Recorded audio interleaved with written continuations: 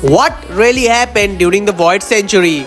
And why was there a massive war between the ancient kingdom versus the 20 other kingdoms? Hey everyone, this is Motion and welcome to another one of our videos. And in today's video, we'll be talking about what really happened during the Void Century. We will also try to uncover why there was a massive war between the ancient kingdom and the 20 other kingdoms. But before we move on to the main video, I would like to remind you all to please like this video, share this video with your fellow One Piece and anime fans, subscribe to our channel Motion. That really helps us out.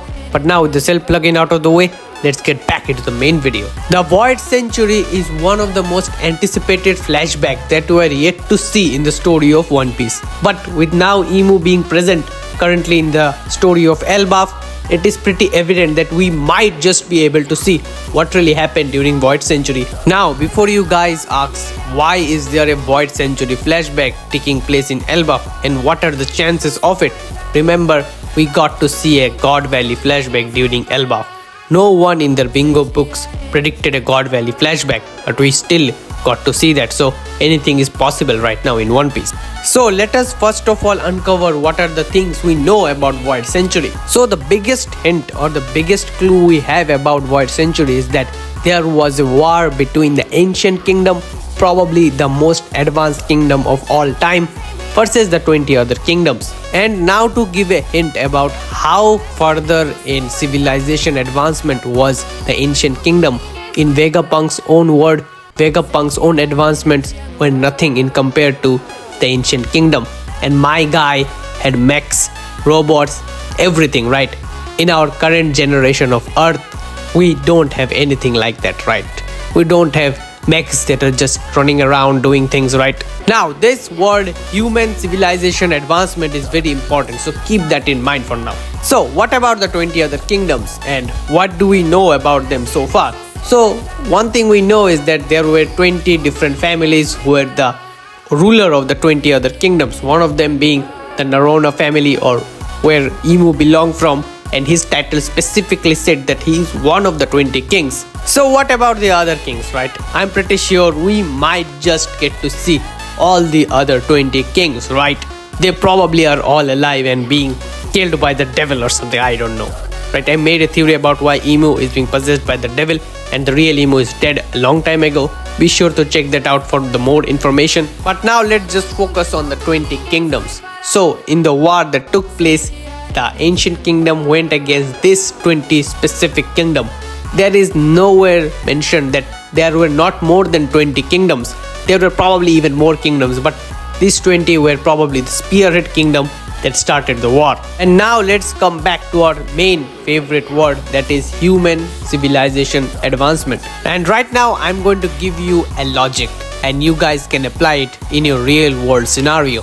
For instance, if a country or an island in this case is being way more advanced than the rest of the world, then are the other island or the countries going to be very afraid of them and can see them as a threat of their own existence? Now, if you remember very correctly, one of the 20 kingdoms was Alabasta, and this was the kingdom that was led by Nefertari D. Lily. Now, an interesting fact about Lily is that she was one of the companion of Joyboy and she really believed in him. And another thing about Joyboy is that he fought for the ancient kingdom while Lily fought for the 20 kingdoms. Now, this information about Lily, Joyboy, the 20 kingdoms, the ancient kingdom is really interesting because you see, in our story of One Piece, a companion doesn't abandon each other unless they have a very good reason to do so.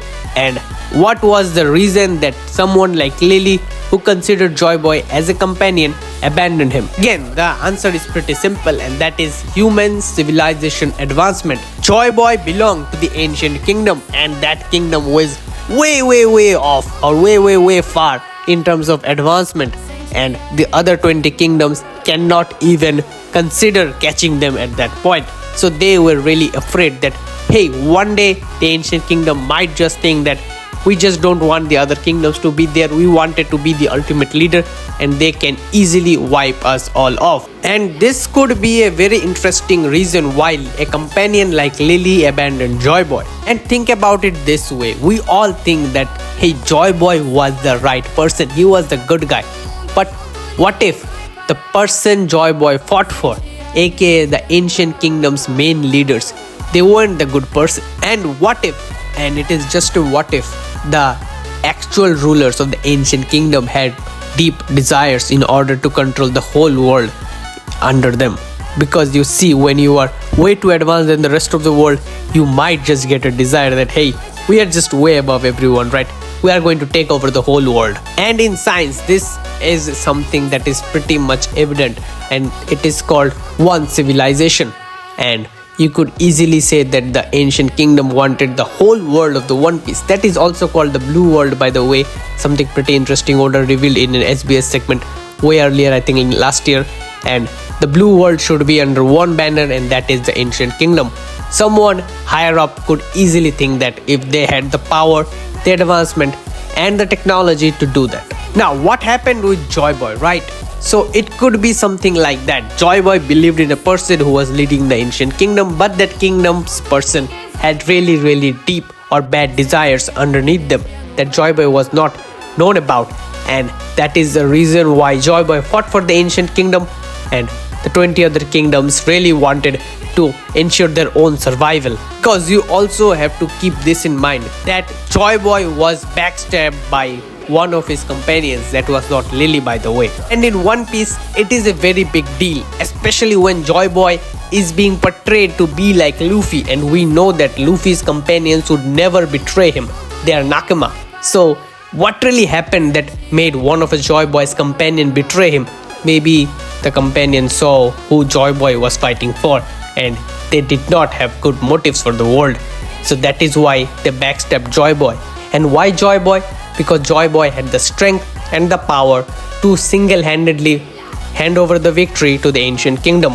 And by destroying Joyboy or by backstabbing Joyboy, they could ensure the safety of the whole world. But now there are a lot of things to talk about, and I don't think we could cover all the things or all the points that could be leading to the main war of the Void Century. So we'll be talking all about the left out part in the next video, a part 2 of this video. So be sure to subscribe to our channel Motion to get the latest update when that video drops, and it will be pretty early. We're working on that currently right now. So with that being said, be sure to like this video, share this video to fellow One Piece and anime fans, comment down below any other video ideas you guys have. We'll definitely do a video on that. And with that out of the way, I'm out. Peace.